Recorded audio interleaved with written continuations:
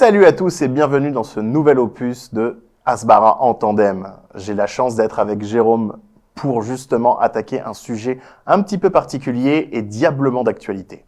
Je vous parle d'un temps que les moins de 40 ans ne peuvent pas connaître, mais que les générations futures risquent fort de connaître de nouveau. Je parle de menaces nucléaires, je parle de guerre et je parle d'enjeux géostratégiques.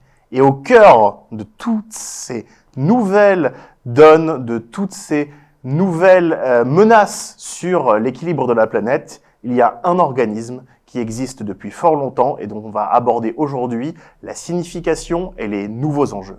L'OTAN, l'Organisation du traité de l'Atlantique Nord. Alors Jérôme, c'est un sujet qui aujourd'hui est plus sensible que jamais. On avait peut-être un peu oublié cette organisation avec le temps. Oui, bonsoir Benjamin. Effectivement, on avait largement oublié l'existence de cette organisation. J'ai envie de dire la dernière fois qu'on en a parlé, c'est sous la présidence Sarkozy où ça a fait les titres des journaux. Mais pour beaucoup de gens et effectivement pour les jeunes, l'OTAN, c'est 4 lettres des initiales qui veulent plus dire grand-chose. C'est quand même un peu particulier. Tu viens de souligner que ça fait depuis la présidence de Nicolas Sarkozy, ça fait 14 ans déjà, quand même. Le temps passe vite. Et il a fallu rien de moins qu'une guerre et que de nouveaux enjeux aux portes de l'Europe pour nous rappeler l'existence de cette organisation qui existe depuis 1949. Alors c'est ce que j'allais dire. L'organisation existe depuis 73 ans. Dans un contexte de guerre froide. Rappelle-nous un peu le contexte de l'histoire de l'OTAN et qu'est-ce que c'est que cette organisation qui aujourd'hui a combien 30 membres 30 membres et qui manifestement ne demande qu'à s'agrandir. Qui ne demande qu'à s'agrandir avec 3 puissances nucléaires, donc c'est quand même quelque chose de très important. Ça pèse. Alors on remonte l'histoire, 1949. 1949, la rupture des anciens alliés est consommée, après la crise notamment de Berlin et après la volonté de Staline de vouloir s'opposer aux alliés occidentaux. On rappelle, la fin de la Seconde Guerre mondiale, l'Allemagne est divisée entre 4 zones qui vont devenir 2 zones, une zone occidentale et une zone orientale, une zone où l'économie de marché et la démocratie parlementaire va prospérer, et une zone où ce qu'on appelle la démocratie populaire et l'armée rouge va rester. D'un côté, les Anglais, les Français et les Américains, les anciens alliés de la Seconde Guerre mondiale, et de l'autre côté, leur pendant soviétique. Alors c'est marrant parce que effectivement, ça aussi les jeunes ne le savent certainement pas, ou ils l'ont lu dans des vieux livres d'histoire. Ces 2 zones, c'est la RFA, la RDA, et le paradoxe, c'est que la partie dominée par l'Union soviétique et l'armée rouge, c'est la partie qui s'appelle démocratique. C'est toujours dans les démocraties populaires ce petit adjectif en plus qui rappelle qu'on a bien envie de montrer qu'on est démocratique, mais c'est pas forcément le cas sur bien des aspects intérieurs. Donc rupture entre les alliés de la Deuxième Guerre mondiale, manifestée véritablement sur l'Allemagne. Ça commence à chauffer à travers différents mini-conflits, des tensions. C'est dans ce contexte que va naître l'OTAN. C'est dans ce contexte que va naître l'OTAN, mais ce qui va réellement cristalliser la montée en puissance de l'OTAN, ça va être la crise de Berlin, ça va être les débuts du nucléaire soviétique, ça va être le début des bombes nucléaires soviétiques, ça va être la guerre de Corée qui commence à poindre le bout de son nez, qui éclatera vraiment en 1950. Tous ces éléments-là font que le terrain privilégié de l'affrontement entre les États-Unis et l'URSS va être l'Europe. Ça va être le terrain privilégié. Il va y avoir le fameux rideau de fer que Churchill va souligner. Et ce rideau de fer va devenir une frontière militaire entre un ensemble qui se constitue, l'OTAN en 1949, et auquel les Soviétiques vont répliquer à partir dès 1950 de manière directe et dès 1955 de manière formelle par le pacte de Varsovie. Okay.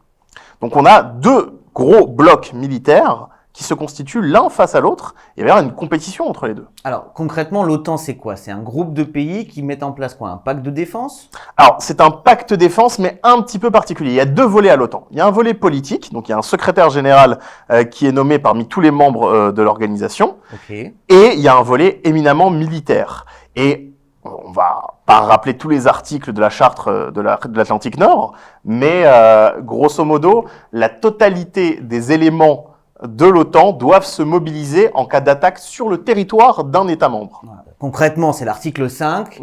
Celui qui va être déterminant, c'est effectivement le principe que si un des États est attaqué, on considère que tout le monde est attaqué et tout le monde rentre en guerre. Tout le monde doit rentrer en guerre et surtout ça implique des forces extrêmement importante, sachant que la France et l'Angleterre, après les États-Unis, vont accéder à l'arme nucléaire. Donc ça fait 3 arsenaux nucléaires complets face à l'Union soviétique qui va augmenter son propre arsenal nucléaire. Alors, très concrètement, est-ce que l'OTAN a une armée propre? Est-ce que les pays envoient des soldats? Est-ce qu'on a en permanence des soldats, une armée de l'OTAN? Alors, c'est une excellente question et elle soulève une problématique importante. L'OTAN n'a pas d'armée propre, contrairement à l'ONU, qui dispose de bataillons mixtes qui sont sous domination directe de l'ONU. Il n'y a pas de casque OTAN comme il y a des casques bleus. Ok. Par contre, donc les pays membres vont envoyer des soldats français, anglais, canadiens, etc., etc. Exactement. Mais ça va se faire sous l'autorité d'un commandement intégré. Le commandement intégré de l'OTAN va prélever des unités dans les différentes armées de l'organisation du traité de l'Atlantique Nord et va leur assigner des tâches spécifiques dans la défense du bloc de l'Ouest. Par exemple, il y aura les unités de la marine italienne, l'Italie appartient à l'OTAN, à côté de Naples, qui vont être mobilisées pour épauler la flotte américaine, la 6e flotte américaine en Méditerranée, en mer Rouge, selon le passage de cette flotte-là. Les unités aériennes norvégiennes vont être mobilisées pour stopper une éventuelle invasion soviétique au niveau du cercle arctique. Donc, l'OTAN n'a pas d'armée, mais elle a ses propres unités au sein des armées, et c'est ça qui va causer quelques frictions avec certains pays. Alors, il y a 2 questions importantes dont il faut qu'on parle. C'est le poids des États-Unis dans l'OTAN, et c'est une question d'argent aussi. Les États-Unis sont le principal bailleur de fonds de l'OTAN, il n'y a pas de doute là-dessus. C'est la principale aussi puissance militaire de l'OTAN. On estime que l'armée américaine et son arsenal nucléaire composent en termes d'effectifs de première ligne 90% des troupes de l'OTAN. Okay. C'est une armée américaine épaulée par les autres pays. C'est exactement ça. Okay. Mais ce qui est spécifique, c'est que les pays de l'OTAN, en plus de fournir des troupes au sein de leurs propres troupes, vont surtout fournir des bases aériennes qui vont se révéler critiques, qui vont se révéler extrêmement stratégiques dans la lutte des États-Unis, dans la guerre froide des États-Unis contre l'Union soviétique. Donc là, de manière très concrète, on parle de quoi? Des bases antimissiles qu'on va installer en Pologne, on parle d'un port en Roumanie, on parle de ces bases stratégiques, clairement contre l'ex-URSS, contre l'URSS à l'époque et la Russie aujourd'hui, qui vont être une menace et source de tension. C'est exactement ça. À la base, les premières bases... La Turquie ? La Turquie qui va être l'enjeu des 13 jours qui ont fait trembler l'humanité. C'est-à-dire que à l'époque, il y aura la menace soviétique à partir de Cuba sur les États-Unis. Les États-Unis vont troquer en sous-main l'abandon de leurs missiles nucléaires en Turquie contre l'abandon des missiles soviétiques à Cuba. Et donc ça veut dire que les États-Unis vont faire du forcing sur un membre pour qu'il abandonne sa propre défense aérienne et protection pour s'autoriser une désescalade, on va dire un refroidissement dans les relations américano-turques et un réchauffement dans les relations américano-soviétiques. Et donc, c'est ce jeu-là des États-Unis sur les différents États qui va être extrêmement intéressant. Okay. Il y a un État qui va faillir, justement. C'est ça qui est drôle. L'État, ce que tu as rappelé du souvenir de la réintégration de la France dans le commandement intégré, ouais. C'est un État qui est central au centre du dispositif de l'OTAN, un État qui est fondamental parce que c'est un État qui possède un arsenal nucléaire, qui va, dès 1966, quitter le commandement intégré de l'OTAN. Alors, ça veut dire quoi, très concrètement, quitter le commandement intégré de l'OTAN? C'est-à-dire que... La France ne se retire pas de l'OTAN. Non, elle ne se retire pas de l'OTAN, c'est la volonté du général de Gaulle, mais ça veut dire qu'elle n'offrira plus sur son territoire de base aux Américains. Okay. Elle collaborera avec les Américains en cas d'attaque sur les États-Unis ou sur un autre membre de l'OTAN, mais à titre personnel, à titre souverain, non pas à titre de base militaire américaine. Alors c'est très important et je pense que c'est ici qu'il faut rappeler que la France, c'est pas uniquement la France métropolitaine et la Corse, c'est l'importance stratégique de la France avec sa présence sur tous les continents et dans les grandes mers qui fait que je crois qu'il y a le 2e Le deuxième domaine maritime au monde. Merci. Le deuxième domaine maritime au monde, et que d'un point de vue militaire et stratégique, c'est quelque chose de très important. C'est extrêmement important et ça va beaucoup coûter aux relations franco-américaines. Ça va s'accompagner d'autres velléités d'indépendance diplomatique, cette fois-ci, de la part de Gaulle par rapport au bloc de l'Ouest. Mais globalement, la France va remplir ses obligations vis-à-vis de l'OTAN, mais à sa manière. Et comme elle le veut et comme elle l'entend. D'accord. Les autres États ne bénéficient pas de cette liberté. Le Royaume-Uni est totalement intégré à la défense américaine. Je dis américaine volontairement, parce que ça va être directement les réseaux de la NSA, le système échelon, qui va compléter en quelque sorte l'éventail, cette fois-ci, de renseignement de l'OTAN. Et ça va être extrêmement, extrêmement serré jusqu'en 1989. Jusqu'en 1989, les États-Unis vont imposer à leurs partenaires de l'OTAN une pression systématique sur toute velléité soviétique d'avancer des missiles. Sur ces pays de l'OTAN, les États-Unis avanceront des antimissiles ou des autres missiles d'un calibre tout aussi important. Et ça va culminer lors de la présidence de Ronald Reagan. Alors, il y a cette dimension-là, qui est très importante. Il y a une autre dimension importante, c'est que l'OTAN, de par la puissance américaine, c'est aussi une manière pour les Américains de vendre des armes aux pays membres de l'OTAN. Alors, c'est une manière de vendre des armes et c'est une manière d'imposer un système unifié.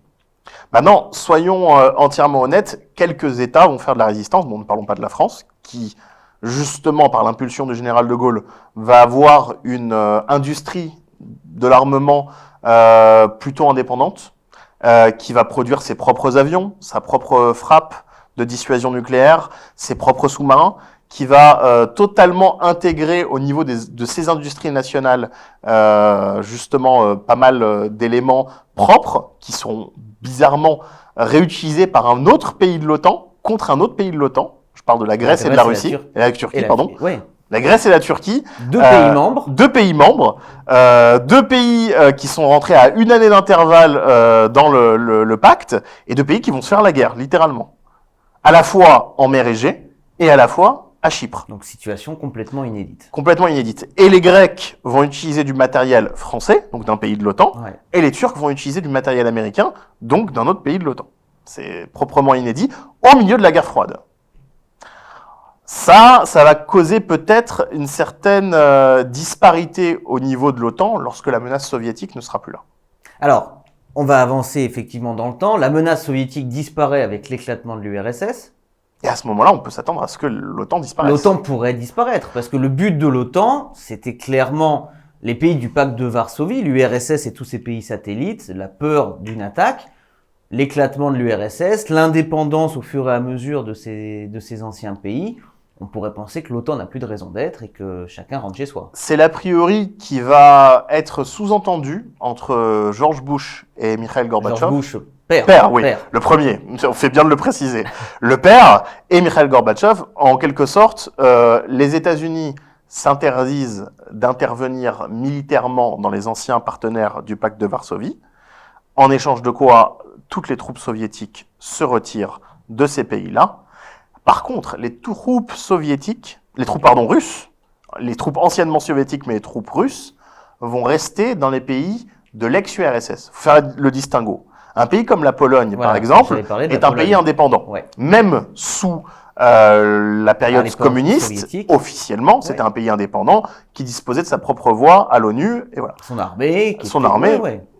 C'est différent pour les pays de l'ex-URSS. La Biélorussie, l'Ukraine, la Géorgie, l'Arménie, les pays baltes, la Moldavie. Ces pays-là ne faisaient pas partie du pacte de Varsovie, ils faisaient partie de l'Union soviétique, directement. Et dans ces pays-là, les forces russes, les forces de la nouvelle Fédération de Russie, vont rester. Okay. Et ces forces-là vont avoir un rôle stabilisateur et un rôle, on va dire, de rattachement à la nouvelle CEI, Communauté des États indépendants, qui est constituée par Boris Yeltsin, le président de la Fédération de Russie. Je reviens sur un point très important. Tu dis George Bush dit à Mikhail, donc on est sur de l'oral déjà. On est de l'oral. C'est très important. C'est très important. On est sur de l'oral et il dit on s'interdit. Concrètement, ça veut dire quoi? Ça veut dire que si on croit cette promesse, ça veut dire ne t'inquiète pas, Michael, la Pologne ne rentrera pas dans l'OTAN. La Pologne ne ça veut rentrera dire pas ça. dans l'OTAN. Mais ça n'interdit pas à la Pologne de rentrer dans l'Union européenne. Ouais. Ça n'interdit pas à la Pologne de rentrer dans une union économique. Mais sur le plan purement militaire, Ok. pas de base américaine en Pologne. En Pologne. Et certainement pas à ce moment-là de l'histoire, dans des pays qui faisaient partie de l'ex-URSS. Les pays baltes. Les pays baltes. Alors ça va être, je crois, les pays baltes vont être Le déclencheur. le premier déclencheur et le premier mouvement, on va dire, de recul par rapport à ça. Il y a un incident qu'on doit préciser et qui va un peu s'interroger avant l'arrivée des pays baltes dans l'OTAN. Juste, on est en quelle année? Parce qu'effectivement, on avance très vite. Là, on a avancé. Au moment où Gorbatchev-Bush, on est à... 1991. Ok. Et il va y avoir le fameux putsch qui va vouloir militaire en Union soviétique, qui va vouloir garder l'Union soviétique. Boris Yeltsin va résister à ce putsch-là. Mikhail Gorbatchev va dissoudre l'Union soviétique. Et les engagements que Bush a pris vis-à-vis de Gorbatchev sont tacitement reconduits avec la Fédération de Russie de Boris Yeltsin. Donc, à ce moment-là, il n'est pas question d'élargissement de l'OTAN, de nouveaux pays. Okay. Et il n'est pas question d'intervention américaine dans ces pays-là. Okay. Alors, il va y avoir une zone grise à la fin des années Helsinki, en 1999. Ça va être l'intervention de l'OTAN en Bosnie et au Kosovo. D'abord en Bosnie et ensuite au Kosovo. Ça va être un peu un non-dit. Pourquoi? Parce que, techniquement parlant, la Yougoslavie ne fait pas partie du pacte de Varsovie. Donc, quand elle éclate, les Russes, ça les embête un petit peu. C'est un ancien pays communiste, mais il ne fait pas partie du pacte de Varsovie. C'est un pays neutre. C'est un pays communiste non aligné. Ouais. Et donc, le fait que l'OTAN intervienne, c'est une menace pour les Russes. Ils vont grincer des dents. D'ailleurs, c'est compliqué de se dire l'OTAN intervient alors qu'a priori, il n'y a pas de menace russe. Il n'y a pas de pays membres de l'OTAN qui sont concernés directement. Et alors, il faut distinguer. Dans le cas de l'intervention de Bosnie, il va y avoir une demande du Conseil de sécurité de l'ONU d'intervention. Okay. Mais dans le cadre du Kosovo, non. L'OTAN va intervenir de manière spontanée, directe, et pour défendre ses propres intérêts. Ouais. Parce que l'indépendance des Kosovars, tout le monde veut bien le croire, mais c'est à la demande des pays de l'Union européenne qui sont membres de l'OTAN que les États-Unis vont s'investir dans cette bataille. Et c'est aussi au nom d'une certaine vision développée par Bill Clinton et par Madeleine Albright, une vision du droit d'ingérence, qui a en France Bernard Kouchner comme défenseur. Bien sûr, et Bernard-Henri Lévy. Et Bernard-Henri Lévy. Bien sûr. Alors, parce que là aussi, on est sur un sujet qui est très vaste et on remonte 70 ans d'histoire. L'intervention de l'OTAN sur l'exemple Kosovo ex-Yougoslavie, c'est aussi parce qu'il y a des menaces européennes, qu'il n'y a pas de défense européenne, que l'ONU n'a pas forcément les moyens de le faire et qu'on veut pas que ce soit les États-Unis, pour plein de raisons politiques, qui le fassent. L'OTAN est une belle manière déguisée, entre guillemets, de le faire intervenir. On peut dire ça? C'est une excellente manière parce que les principaux interventionnistes sur le terrain, en termes de troupes au sol, vont être des pays européens, vont être des pays de l'Union européenne. L'Allemagne, la France, le Royaume-Uni. Les États-Unis vont surtout intervenir de manière aérienne et en support des Kosovars et fournir l'infrastructure derrière. Ça va faire grincer des dents Boris Yeltsin, mais Boris Yeltsin est déjà quasiment un homme physiquement épuisé et politiquement mort. Ça va surtout faire grincer des dents le chef du FSB qui s'appelle Vladimir Poutine. FSB qui succède au KGB et qui va voir ça comme une atteinte directe. Alors, on reste encore, si on est sur le plan pur, si on chipote, hein, la Yougoslavie ne faisant pas partie du pacte de Varsovie, on n'est pas dans la basse-cour, on n'est pas de manière formelle dans une attaque contre l'accord verbal, mais on est déjà dans une attaque contre le frère orthodoxe. Pourquoi? Parce que les États-Unis viennent soutenir des musulmans kosovars face à des Serbes orthodoxes. Et surtout, face à un des principaux clients en termes d'armement de la Fédération de Russie, à savoir la Serbie. Okay. Donc c'est la première fois que ça va se passer, et ça va être mis de côté par la grâce d'un malheureux changement géopolitique qui va s'appeler le 11 septembre. Bien sûr. On va assister à un moment de grâce entre l'OTAN et la Russie. Ça va être justement l'alliance antiterroriste. À ce moment-là, Vladimir Poutine, nouvellement élu à la tête de la Fédération de Russie, va avoir la deuxième guerre de Tchétchénie à gérer. Donc l'ennemi commun est islamiste. Et les États-Unis, à partir de 2001, attaquent l'Afghanistan. Mais sous couvert de l'OTAN. Sous couvert de l'OTAN. Alors ça aussi c'est particulier, mais ça c'est justifié, parce que même si c'est pas en Europe, Les États-Unis ont été attaqués sur leur sol. Ouais. C'est important, sur leur sol. Hein. Et donc, étant attaqués sur leur sol, ils font jouer à fond la clause de l'article 5. Et cette fois-ci, même la France, qui pourtant sous Jacques Chirac n'a pas encore réintégré l'OTAN en termes de commandement unifié, va pourtant aider à fond les États-Unis. De ce point de vue-là, il va y avoir une sorte d'unité totale de l'OTAN. On va avoir des contingents danois, norvégiens, anglais bien sûr, hein, le Royaume-Uni étant le principal allié des États-Unis dans leurs opérations militaires, mais aussi français, italiens, qui vont participer à la conquête de l'Afghanistan et qui vont après rester dans le pays pour sécuriser, au nom de l'OTAN, l'ensemble des poches de résistance des talibans et des résistants plutôt dans le sud de la partie Pashtun. Donc on éloigne l'OTAN du conflit ou d'un potentiel conflit européen à ce moment-là. Donc Afghanistan, premier point de rupture.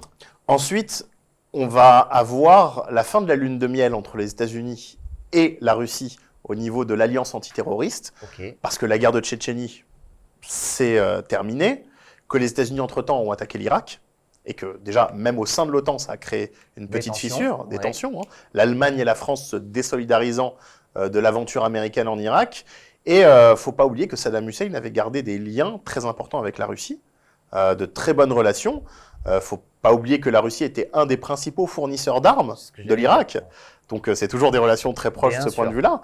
Et surtout, il faut pas oublier qu'à ce moment-là, subrepticement, les nouveaux États de l'Est européen commence à rejoindre l'Union européenne dans un premier temps, et ensuite l'OTAN. Et ça, c'était pas prévu, en tout cas. Donc ça, on parle d'États à l'est de l'Europe qui n'étaient pas dans l'URSS, ou ceux-là, ils étaient dans l'URSS? Alors, ça commence par des États qui n'étaient pas dans l'URSS. La Pologne, la République tchèque, la Pologne, la Hongrie. Ouais. Et ensuite, on attaque sur la face baltique, le sacro-saint accès à la Baltique de la Russie. Les 3 pays baltes. Les 3 pays baltes. Lettonie, Estonie, Lituanie. Et alors, pour ceux qui connaissent un petit peu la géographie de la zone, l'ancienne Prusse orientale allemande constitue une enclave russe sur la Baltique, ce qu'on appelle l'enclave de Kaliningrad. Oui. Et cette enclave de Kaliningrad est un territoire de la Fédération de Russie. C'est un oblast, comme on dit, de la Fédération de Russie. Et cet oblast de la Fédération de Russie se retrouve enclavé de bases américaines. Donc, on a le port russe le plus important sur la Baltique, puisqu'il ne gèle pas en hiver. On a une enclave stratégique secrète russe, qui est la porte de l'Occident, qui se trouve d'un côté prise entre la Pologne et de l'autre entre la Lituanie. Et les 2 pays qui ferment cette enclave-là rejoignent l'OTAN. Et l'Union européenne. Et ça va contribuer, dans les yeux des Russes, à faire que l'Union européenne et l'OTAN soient assimilées. Et on est en rupture claire avec les promesses de avec les promesses verbales de Bush-Père à Gorbatchev qui ont été reprises par Helsinki. Ouais. Le souci, c'est qu'en face, on a un homme en Russie qui n'est pas du genre tolérant. On a Vladimir Poutine. Alors, Vladimir Poutine, c'est quelqu'un qui a repris à son compte l'idée de la Sainte Russie, l'idée de la Russie orthodoxe, l'idée de l'espace russe. Et s'il a accepté de nouer une alliance tacite avec l'Occident contre l'ennemi islamiste commun, il n'est pas prêt de voir les États-Unis marcher sur ses plates-bandes. Il est en train de redresser la Russie sur le plan économique. Il est en train de nouer des partenariats stratégiques avec d'autres pays, comme la Chine, comme l'Iran. Ouais, c'est ça. La Syrie. La Syrie, c'est quelque chose de particulier. À ce moment-là, c'est le début de la tension. C'est-à-dire que c'est un retour de la Russie sur la scène internationale, alors que ça s'était globalement calmé dans les années 90. C'est ça. Le début des années 2000 est une nouvelle phase géopolitique pour la Russie. Totalement nouvelle, à double titre. Premièrement, parce que pour le coup, la place des hydrocarbures confère à la Russie une puissance énergétique énorme et une place de choix dans le marché. Et ensuite, parce que Vladimir Poutine ne veut plus être dans la même logique qu'Helsinki de collaboration avec l'Occident et d'ouverture. Il est dans une logique de redressement d'un concept russe qu'on appelle la Rodina, la patrie sacrée.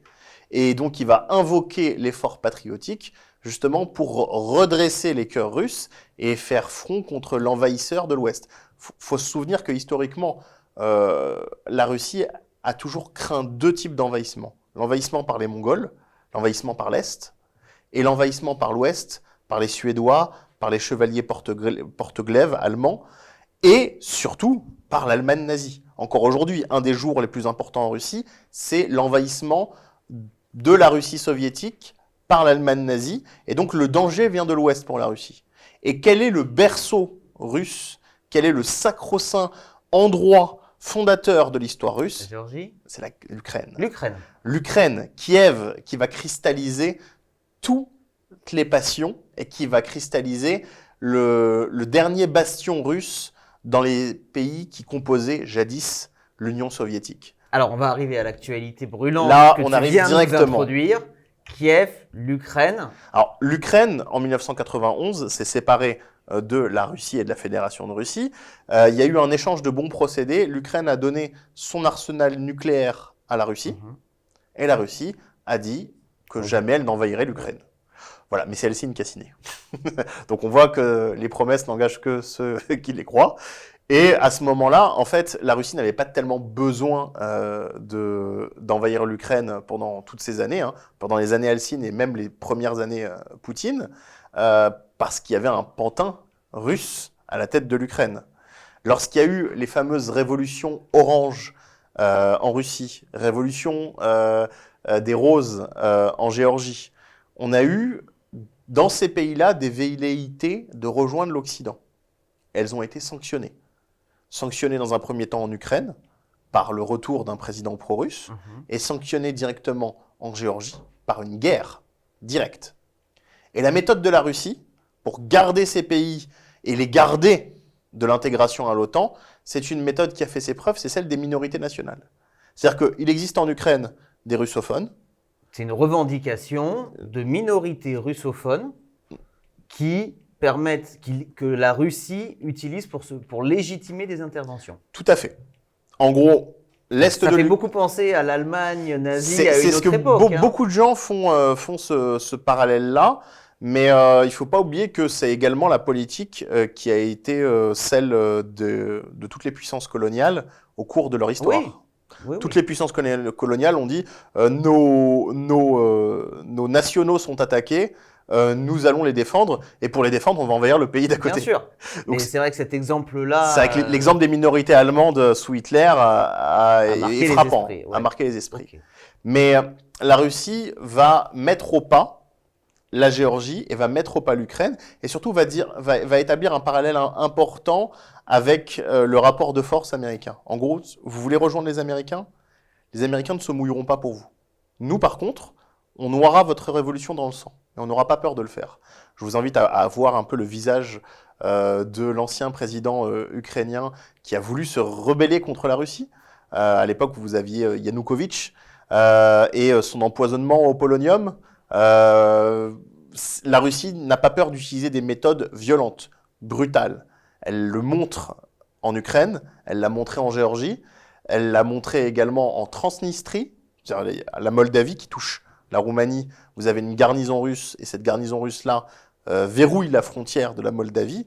La Russie n'a pas peur d'employer des méthodes violentes. Elle n'a pas peur de faire couler le sang. L'exemple le plus frappant, nous, au Moyen-Orient, c'est l'intervention russe en Syrie, qui va directement confronter un partenaire de l'OTAN, la Turquie, avec les troupes russes. Et là, pour le coup, c'est assez particulier parce que la Turquie va faire cavalier seul, avec de l'armement de l'OTAN, avec un blanc-seing, mais donné à contre-cœur des États-Unis pour intervenir dans le nord de la Syrie, et surtout avec des Russes qui sont décidés à impressionner la Turquie en tant que telle. Pas en tant que membre de l'OTAN, mais en tant que pays. Donc il va y avoir une sorte d'échange de bons procédés entre Erdogan et Poutine sur le terrain syrien. Et ça va se régler, on va dire, à l'amiable en Syrie. Encore aujourd'hui, l'armée turque occupe des positions en Syrie et il y a un certain cessez-le-feu. Ouais. C'est pas le cas en Ukraine. Et c'est là où on va avoir le plus gros problème qu'on connaît depuis mars 2022, à savoir la guerre directe, l'invasion directe de la Russie sur un territoire souverain en Ukraine. Alors l'Ukraine ne fait pas partie aujourd'hui de l'OTAN, elle aimerait rejoindre l'OTAN. Elle aimerait rejoindre l'Union européenne et l'OTAN. L'Union européenne et l'OTAN. Et là, il y a un point de blocage très important du côté russe. C'est la ligne rouge ultime. L'Ukraine, c'est la ligne rouge. Kiev, c'est la mère des cités russes. C'est le berceau de la Russie. C'est-à-dire, dans l'image du Russe, la Russie est née à Kiev. C'est la première grande ville de l'espace russe. Et l'OTAN ne peut pas avancer son pion à ce niveau-là. C'est la ligne rouge. Le problème, c'est que les Américains ont l'habitude de ne pas respecter leur ligne rouge. Obama avait fixé une ligne rouge en Syrie, à Bachar el-Assad, qui était protégé par Poutine. Il n'a jamais été jusqu'à l'intervention directe là-dessus. Les Russes, eux, quand ils fixent une ligne rouge, ils la tiennent. Et ils envahissent directement l'Ukraine, avec toute la cohorte de massacres et de bombardements de civils, de méthodes, non-respect des conventions, et surtout avec une puissance terrestre qu'on n'avait pas vue depuis très longtemps. Ça réveille des souvenirs qui n'existaient pas en Europe depuis 70 ans. Et c'est particulier. Et la guerre en Ukraine va avoir des conséquences directes sur l'évolution des relations de l'OTAN avec deux pays du nord de l'Europe. Ok, la Finlande et la Suède. Alors, il faut rappeler, la Finlande, c'est un pays qui était en guerre contre l'Union soviétique pendant la Seconde Guerre mondiale. La Finlande était dans le camp de l'Axe, dans le camp allemand. Et les Finlandais se sont tellement bien battus contre l'Union soviétique que la Finlande n'a pas été occupée par l'armée rouge et qu'il y a eu un accord de démilitarisation de la Finlande. Okay. Ce qui veut dire que la Finlande a promis de ne jamais attaquer l'Union soviétique, puis la Russie. Et en contrepartie, l'armée rouge ne s'est pas attaquée à la Finlande et n'a pas lancé ses troupes à la fin de la Seconde Guerre mondiale contre la Finlande pour l'occuper, comme les autres pays qui ont rejoint ensuite le pacte de Varsovie. Etc. Exactement. Et il y a la Suède. Qui a toujours été neutre. C'est la neutralité la plus totale. Neutre pendant la Première Guerre mondiale. Si on veut être clair, la Suède est neutre depuis la fin des guerres napoléoniennes. Okay. Les Suédois ne sont pas intervenus dans la guerre entre le Danemark et la Prusse, ne sont pas intervenus dans la Première Guerre mondiale, ne sont pas intervenus dans la Seconde Guerre mondiale et ne sont pas intervenus pendant la guerre froide. Donc la Suède, c'était vraiment le pays le plus neutre qui puisse exister au monde. Et rien ne dégoûtait plus les Suédois que l'appartenance à l'OTAN. D'ailleurs, la Suède, parce qu'elle n'appartenait pas à l'OTAN, a développé sa propre industrie de l'armement, notamment les avions Gripen et les fameuses industries de l'armement suédoises qui fournissaient d'autres petits pays autour. Et donc aujourd'hui se pose la question de l'adhésion de ces deux pays à l'OTAN. Non seulement se pose la question de l'adhésion de ces deux pays à l'OTAN par l'OTAN, mais ces deux pays ont fait une demande officielle d'adhésion à l'OTAN. Alors dans le cas de la Suède, c'est une volonté souveraine, mais dans le cadre de la Finlande, c'est plus grave, parce qu'il y a des traités de non-agression et des traités de non-participation à des guerres qui lient la Finlande et la Russie. Et la Finlande, elle a une frontière de... Elle a une énorme frontière avec la Russie. Et surtout, c'est une frontière qui est à 70 km de la deuxième plus grande ville russe, Saint-Pétersbourg. Donc, très clairement, ça veut dire quoi? Ça veut dire que si demain la Finlande rejoignait l'OTAN, on pourrait avoir des bases américaines, pour dire les choses, et des bases anti-missiles à 80 km de Saint-Pétersbourg. Techniquement parlant, ce serait possible. Et la question, c'est de savoir quels traités bilatéraux la Finlande choisirait d'honorer. Parce que rien n'interdit la Finlande de rentrer dans l'OTAN. D'adhérer à l'OTAN. Mais tout interdit la Finlande d'attaquer la Russie. Ouais. Or, si demain, la Russie attaque un des pays de l'OTAN, quel qu'il soit, qui pourrait être l'Ukraine, si elle venait à rentrer dans l'OTAN, ou la Géorgie, si elle venait à rentrer dans l'OTAN, ces deux pays ont fait la demande, et l'OTAN, jusqu'ici, a plutôt repoussé ces demandes-là, mais au vu de l'évolution des éléments, on ne sait jamais ce qui peut arriver, eh ben, ça mettrait la Finlande en position de choisir entre deux traités. Un traité de non-agression et un traité de solidarité militaire. Et c'est particulier parce que ces pays-là, qui n'avaient jamais eu ce type de velléité face à l'Union soviétique quand même, ces pays-là n'avaient jamais eu ce type de comportement pro-occidental face à l'Union soviétique. Ces pays-là, aujourd'hui, ont ce comportement-là à cause de Vladimir Poutine, à cause de la politique de Vladimir Poutine. Et de la guerre en Ukraine, de manière très claire. Okay. Et donc, aujourd'hui, se pose la question, est-ce que ces pays-là adhéreront à l'OTAN? Alors, on va rappeler une des règles d'adhésion à l'OTAN. Il faut qu'aucun pays membre ne pose son veto et que ce soit accepté. Et le problème, c'est que là, on a un pays dans l'OTAN. Donc, on a 30 pays aujourd'hui dans l'OTAN. Pour qu'un nouveau pays rejoigne l'OTAN, c'est possible tant. Alors, il ne s'agit pas d'un vote en fait, c'est possible, mais il ne faut pas qu'un seul pays s'oppose à la l'entrée. venue du nouveau pays. Tout à fait. Et dans le cas de la Suède et de la Finlande, on a un souci. On a un souci qui n'est pas directement lié à la Suède ou à la Finlande, hein, mais qui est lié à l'augmentation des crédits militaires de l'OTAN et au partage de technologies. Et ce pays-là, c'est la Turquie, qui veut un plus gros partage de technologies militaires, qui veut que les États-Unis également, à titre personnel, pas à titre de membre de l'OTAN, aient une politique économique plus favorable à la Turquie. En fait, la Turquie joue tout simplement son petit jeu pour autoriser ces pays-là à rentrer en OTAN. Ok, on a une négociation très claire que la Turquie est en train de mettre en place. Et le point de pression, c'est l'adhésion de ces pays. Ah, la Turquie met la pression sur ça. Elle est d'autant plus à l'aise pour le faire qu'elle a elle-même trouvé son point d'entente avec la Russie. Elle-même s'entend très bien avec la Russie. Depuis, il y a eu des tensions pendant la guerre en Syrie, mais Erdogan et Poutine ont trouvé un terrain d'entente. Et la Turquie, malgré le fait qu'elle soit membre de l'OTAN, ne se sent pas si pressée que ça de soutenir ses partenaires de l'OTAN face à la Russie. Bien sûr. Donc on a des grandes questions à suivre. On a énormément de questions à suivre. C'est simple. Quand on additionne le problème OTAN contre la Russie au problème États-Unis contre la Chine, on a les lignes de fracture du monde. On a la tectonique des plaques du monde qui est résumée dans ces deux problématiques. Et si ces deux problématiques venaient à être liées par une alliance russo-chinoise, Dieu sait à quoi le monde de demain ressemblera.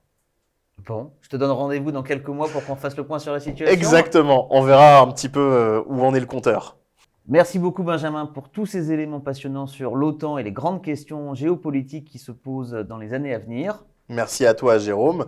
Il est vrai que les perspectives restent ouvertes sur l'ensemble de la situation géopolitique. Nous aurons le plaisir de revenir sur ces problématiques-là dans une prochaine émission. À très bientôt. Merci à toi.